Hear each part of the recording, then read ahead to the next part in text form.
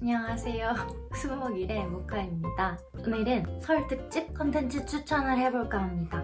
보내주고 이제 설이지 않습니까? 그래서 연휴 때 보기 좋은 영화, 책, 애니를 추천해드리려고 합니다. 연휴인 만큼 가족분들이랑 같이 볼 수도 있고 하니까 이렇게 보고 있을 때 옆에서 어른분들이나 뭐 사촌동생이나 조카분이 이렇게 훔쳐봤을 때도 부끄럽게 좀 건전한 컨텐츠 위주로 선정을 해보았고요.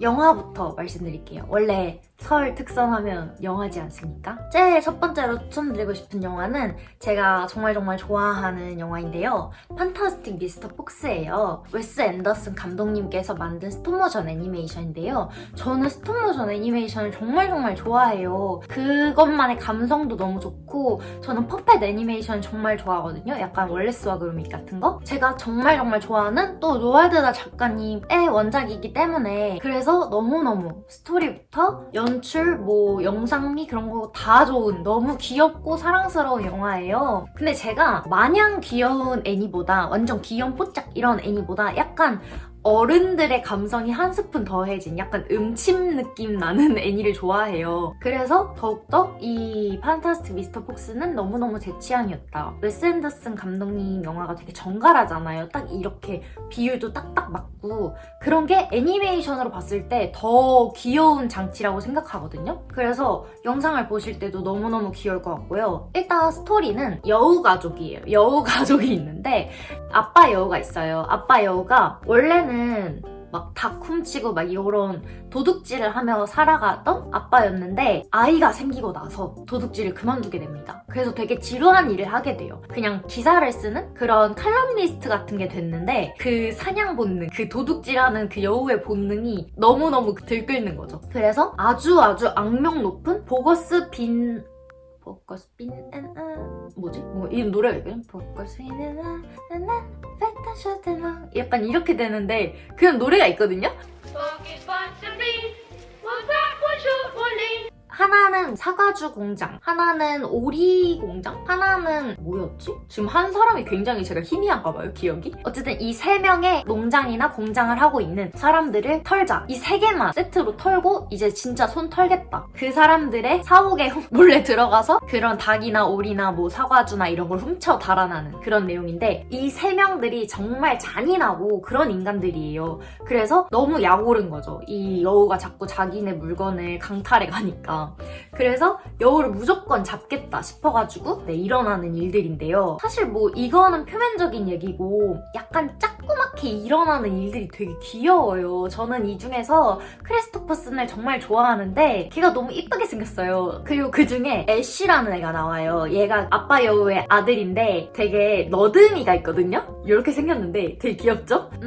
아빠는 뭐 스포츠도 잘하고 되게 그런 거 있잖아요. 럭비 주장 같은 느낌이었다면 애쉬는 되게 너디한 그런 애라서 아빠처럼 멋진 스포츠맨 같은 사람이 되고 싶은데 얘가 될 수 있는 건 그런 게 아닌 거죠. 그러니까 얘가 되게 열등감에 젖어 있으면서도 그래도 나는 나를 좋아하기도 하고 이런 여러 가지 마음이 있어요. 근데 크리스토퍼슨이 걔는 완전히 뭐든 잘하는 애인 거예요. 공부도 잘해, 운동도 잘해. 그러니까 아빠가 얘를 막 예뻐해. 막 제발 대박인데? 막 이렇게 하는데 애쉬는 사실 그렇지 못하니까 애쉬에 대해서는 네가 그렇지 뭐 약간 이런 식이에요. 그러니까 애쉬가 더 마음이 상처가 되는 거죠. 약간 그런 귀여운 모먼트들도 있고요. 근데 거기 나오는 동물들도 다 귀엽고 이런 흘러가는 얘기도 다 귀엽고 얘네가 되게 진지해. 근데 또 그래서 되게 귀여운 애니입니다. 어떤 분이 봐도 뭐 가족분들이랑 같이 봐도 재밌고 귀엽고 유쾌한 영화가 될 것 같아요. 두 번째는 고레라 히로카즈 감독님의 원더풀 라이프라는 영화인데요. 이것도 제가 되게 좋아하는 영화인데 이제 확 분위기가 달라서 조금 잔잔한 영화예요. 근데 이거는 새해에 어울리는 영화? 연말 연초에 어울리는 영화라고 생각해요. 왜냐면 삶을 반추하게 만드는 영화거든요. 이게 내용이 사후세계 같은 내용인데요. 사람이 죽어서 가는 곳이에요. 근데 되게 평범한 그냥 건물처럼 생겼어. 학교 같은 건물인데 거기 안에 사람들이 모여서 이번 생에서 남기고 싶은 기억 하나만 남겨놓고 가야 되는 거예요. 그러니까 사람들이 뭐 여러 가지 기억을 되살려요. 어렸을 때 자기가 좋아하는 원피스를 입고 뱅글뱅글 도는 기억이라든지 자기가 되게 소중했던 걸 주었던 기억이라든지 뭐 여러 가지 삶의 기억에 남는 장면들이 있겠죠? 근데 그걸 되게 그런 장면을 되게 쉽게 고르는 사람도 있는가 하는 하는 반면에 자기 인생에서 뭘 골라야 할지 정말 모르는 사람들이 있어요. 그런 사람들한테는 인생의 비디오를 이만큼씩 줘요. 그래서 자기 인생을 계속 비디오 테이프로 돌려보는 거예요. 그 중에서 내가 뭘 골라야 할지 다시 보고 선택하는 거죠. 자기 인생을 다시 영화처럼 그렇게 돌려보면서 그 중에서 고르는 그런 사람도 있고 해가지고 되게 내 인생에서는 어떤 장면을 고르게 될까라는 생각도 하고, 근데 저는 항상 보면은 제 인생에서는 뭐 어떤 결정적인 한 장면이라기보다는 그냥 저는 저희 고양이들이랑 막 낮잠 자는 그런 순간? 이런 순간이 영원히 재생됐으면 좋겠다는 생각을 해요. 이 영화를 보고 나면 삶이라는 게 막 대단한 순간이 기억에 남는다기보다는 소소하고 아름답고 나에게 너무 따뜻한 그런 기억이 정말 중요한 거구나. 인생에 정말 중요한 게 뭔지 조금 더 생각해보게 되는 그런 영화라서, 솔직히 뭔가 이런 영화가 취향이 아니라면 조금 집중하긴 힘들 수 있지만 개인적으로 고레에다 히로카즈 감독님 영화 중에서는 원더풀 라이프가 가장 좋을 정도로 좋아하는 영화입니다. 그리고 워낙 너무 영상미도 아름답게 담으시는 감독님이라서 영상을 보는 재미도 너무 있는 그런 영화예요. 여러분 근데 언내추럴 보셨나요? 언내추럴에 그 나카도 선생으로 나오시는 분이 여기 주연으로 나오시거든요? 근데 그분이 엄청 젊은 시절이라서 저 처음에 같은 사람인지 몰랐어요. 되게 그분의 젊은 시절을 볼 수 있다는 그런 점도 있습니다. 다음은 애니 추천의 시간을 가져보도록 하겠습니다. 제가 작년에 처음 봤던 애니로서 헌터헌터가 있거든요? 옛날에 헌터헌터를 1화를 봤는데 곤이 처음에 자기를 버리고 간 아빠인데 그 아빠가 헌터래요. 그래서 자기도 헌터가 되겠다고 그 애기가 헌터 시험 보겠다고 막 연습하고 그래요. 근데 걔를 이제 아빠가 버리고 갔고 엄마는 없으니까 고모랑 할머니가 키워주셨어요. 근데 곤이 처음에 난 헌터가 될 거야 이러면서, 곤의 마음은 나를 버리고까지 할 만한 게 헌터라는 건데 그러면 되게 헌터가 좋은 거고 멋진 거겠지? 약간 이런 마음으로 헌터를 준비해요. 나는 이것부터 좀 이해가 안 갔달까? 저는 키워준 사람이 제일 정이 있다고 생각하는데 키워준 사람도 아니고 날 버리고 간 사람 때문에 고모랑 할머니가 반대하는 헌터 시험을 본다는 것 자체가 저한테는 조금 이해가 안 가서 1화가 저한테 제일 큰 허들이었는데,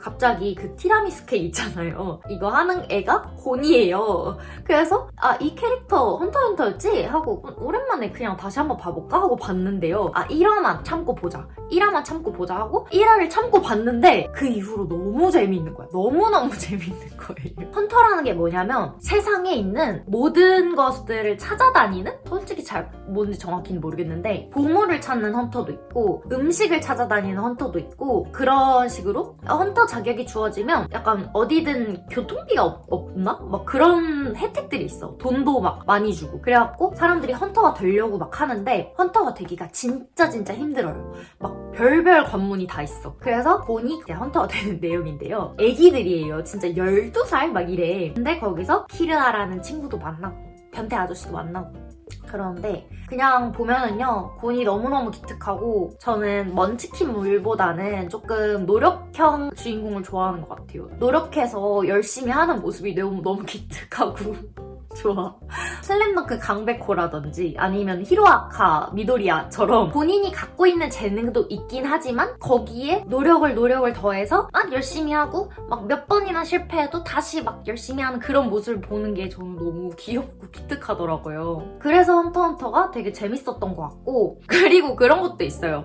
약간 처음부터 너무 어마무시한 능력 막 이렇게 그런 게 있었으면 조금 허들이 있었을 것 같거든요. 근데 이거는 처음 헌터 시험의 첫 번째 관문이 달리기 관문이거든요. 그래서 무조건 이건 약간 마라톤처럼 그냥 열심히 뛴 사람이 관문을 통과할 수 있어요. 뭐 그중에 장애물이 있긴 하지만 어쨌든 체력이 제일 관문이야. 좀 현실성 있잖아요. 저는 약간 그런 애니를 좀 좋아하는 것 같아요. 해리포터처럼 마법 뿅 하는 것보다는 약간 좀 피지컬로 해서 하는 걸 좀 좋아하는 편이라 헌터헌터가 그래서 좀 처음에 봤을 때 하찮고 귀엽다. 사실 근데 그게 무슨 처음에 50km인가? 뭐 100km인가? 뭐 그렇게 뛰게 하거든요? 사실 마라톤도 42km인가 그런데 막 갑자기 1000km 날아오르고 막 이런 것보다는 그래도 이거가 조금 현실성 있잖아요. 곤이 정말 햇살 태양캐라서 다들 곤을 좋아하는 이유가 있어. 너무 귀여워요.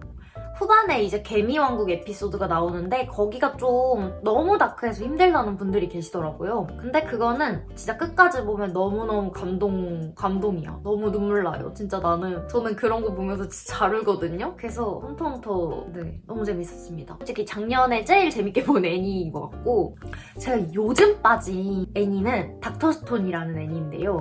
그거는 갑자기 전 인류가 석화돼요. 돌덩이가 됐어. 갑자기 크악 하더니 다 돌덩이가 돼가지고 그대로 한 3000년인가 흘렀어요. 그래서 이 시대에 가지고 있던 뭐 건축물, 문화유산 뭐 이런 거 다 없어졌어. 그랬는데 거기서 이제 단 한 명의 과학 천재가 깨어납니다. 네, 센쿠라는 애인데 센쿠가 과학에 대한 온갖 지식을 다 갖고 있어요. 사실 이거 거의 무인도에서 살아남기거든요.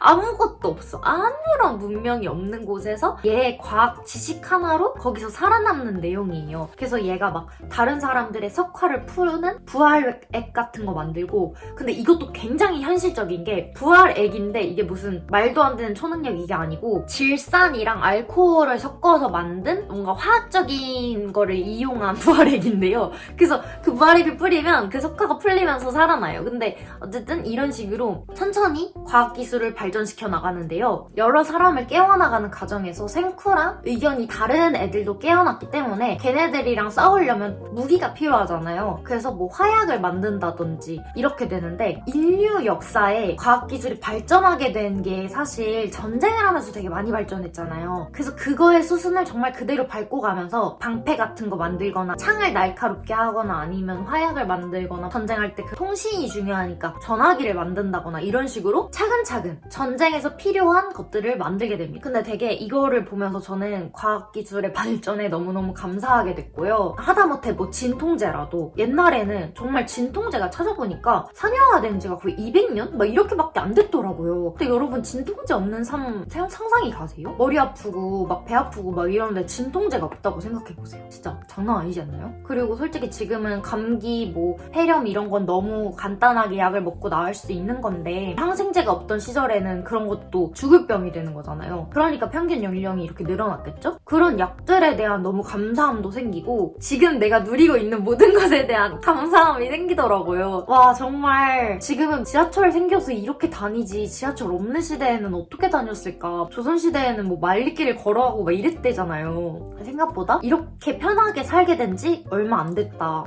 뭔가의 발견으로 이렇게까지 과학기술을 누리게 되고, 이게 뭔가 시너지를 얻어서 지금 확 폭발적으로 근 100년 이렇게 안에 엄청 발전을 했다고 생각하거든요. 근데 지금이 이런데 또 다시 100년이 지나면 어떤 세상이 찾아올까? 이런 생각도 하게 되고, 근데 어쨌든 그 세상이 제가 너무 좋아하는 이런 미디어, 책, 영화, 드라마, 애니 이런 것도 다 사라지고 막 그런 세상에 내가 떨어진다면 얼마나 절망스러울까? 내가 사랑하는 노래를 다시는 들을 수 없다는 슬픔이 어떤 슬픔일까?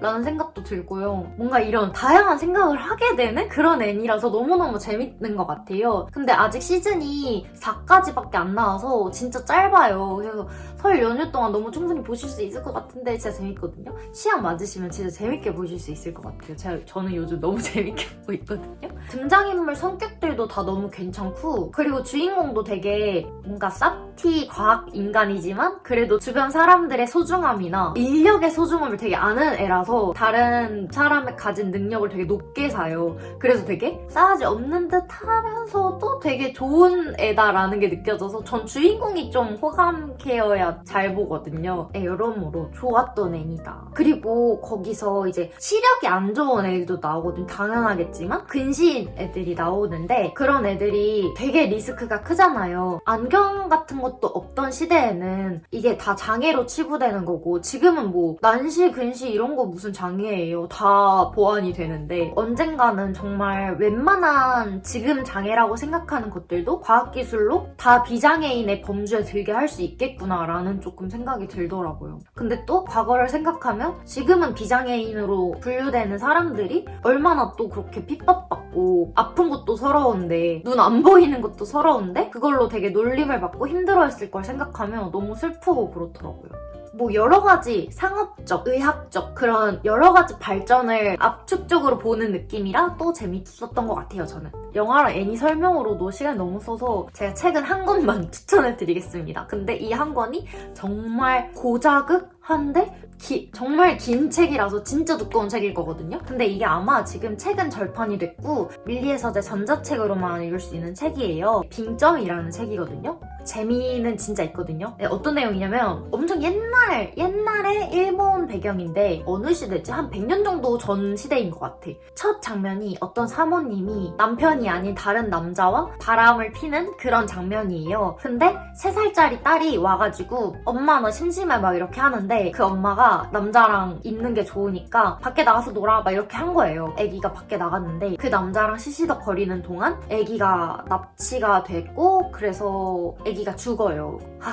착잡하죠. 그래서 그 남편이 그래도 이 사실을 알았어요. 부인이 바람을 피다가 내 애를 안 보고 애가 죽었다는 사실이. 애가 죽은 것도 되게 원망스러운데 바람을 폈다는 씻을 수 없는 그런 상처도 계속 이 남자의 그게 가슴에 남은 거예요. 진짜 여기서부터 진짜 끔찍한 일이 되는데 자기 딸을 납치해서 죽인 살인자가 있어요. 근데 그 남자가 그 애기도 죽이고 자기도 자살을 해서 처벌을 하거나 할 순 없는데 걔의 딸이 있는 거야. 그 애기랑 나이가 비슷했어. 그래서 그 남편이 복수심 때문에 그 애기를 입양해요. 그 아내한테는 우리 애기가 너무 잊혀지지 않으니까 다른 애를 입양을 하자. 내가 데려올게 해가지고 걔를 몰래 데려온 거예요. 살인자 딸인 걸 감추고. 그리고 나중에 애지중지 다 키워놨을 때 사실 살인자 딸이지롱 약간 이렇게 해가지고 아내한테 복수를 하려고. 정말 너무 끔찍하지 않나요? 끔찍한 남자야 정말. 그 애기는 무슨 죄야 또. 아무튼 근데 그래서 그 애기를 키웁니다. 처음엔 그 여자가 엄청 너무 예뻐해요. 너무 사랑스럽고 왜냐면 이 아이가 너무너무 예쁜 아기거든요. 너무 이타적이고 너무 상냥하고 그런 애기라서 누구나 사랑할 수밖에 없는 애기? 그래서 이렇게 예쁘게 큽니다. 근데 얘가 한 남편의 쓴 편지를 읽고 얘가 살인자의 딸이란 걸 알게 된 거야. 딱 그 살인자의 딸인 걸 아는 순간 그 딸을 엄청나게 구박해요. 애가 집에 돌아왔는데 갑자기 얘를 목을 막 조른 거야. 너무 화가 나가지고. 근데 미친 거죠. 진짜 인간의 여러 가지 모습을 볼 수가 있고요. 너무 끔찍한 모습도 많이 보이고 근데 이게 정말 빠져들어서 읽게 되거든요. 그래서 페이지가 정말 긴데도 불구하고 엄청 빨리 읽게 됐던 소설이에요. 잘한 사람이 하나도 없어. 그 딸만 불쌍하게 됐어요. 이것도 되게 인간 내면에 대한 고찰? 되게 말도 안 되는 죄를 이제 다 지고 있잖아요. 참 복수심이라는 게 뭔지 너무 안타까운 일들의 연속이고 좀 답답하지만 와 진짜 와 이러면서 읽게 되는 그런 소설입니다. 제가 빙점 읽으면서 밑줄 쳐놨던 거 하나 읽어드릴게요. 살인자의 딸이라고 생각했던 애기의 얘기인데 걔가 이제 다 커서 하는 말이에요. 누군가의 영향으로 사람이 되게 악해질 수도 있고 아닐 수도 있잖아요. 근데 요코가 하는 말 한번 들어보세요. 진짜 너무 예쁜 아이예요. 하지만 난 그런 시시한 사람들 축에 끼고 싶지 않다는 건방진 생각을 했던 거야. 자신이 나빠진 걸 남의 탓으로 돌리긴 싫었어. 자신이 나빠지는 건 다 자기 탓이야. 물론 환경이라는 것도 중요하긴 하지만 근본적으로 말하면 자신에게 책임이 있다고 봐. 난 어떤 일이 있어도 절대로 마음이 삐뚤어지지는 않겠다는 고집이 있어. 이곳에 올 때 보니 이시카리 강의 상류는 무척 깨끗했어. 하류는 공장 폐수로 시꺼멓고 흐려져 있었지만 그걸 보고 난 생각했어. 난 강이 아니고 인간이다. 설사 폐수와 같은 더러운 것이 흘러들어도 난 절대로 내 본래의 모습을 잃지 않을 것이다 하고 말이야.